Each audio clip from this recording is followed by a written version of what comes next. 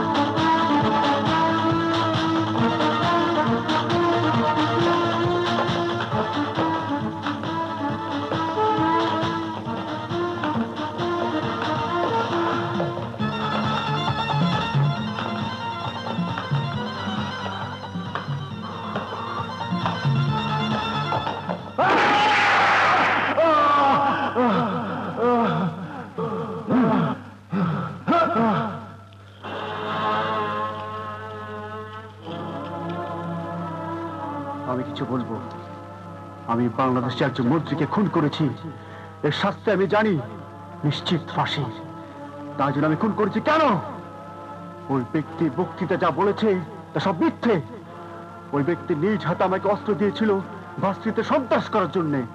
যে 4টি ছেলে মরেছে তার 2জন মরেছে আমার গলিতে, এবং ওরা সকলে আমার বন্ধু ছিল।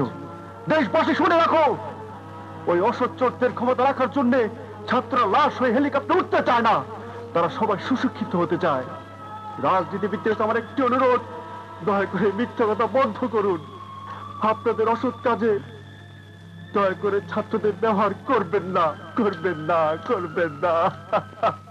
কাটেট। ঠিক আছে, বাবা, সুন্দর সুন্দর, খুব ভালো, থ্যাংক ইউ। এটাই ছিল আমার দেশপ্রেমিক ছবির শেষ দৃশ্যের শেষ শট। আমি আলম, এই ছবির পরিচালক। এই শট দিয়েই আমার এই ছবির শুটিং ক্লোজ হয়ে গেল।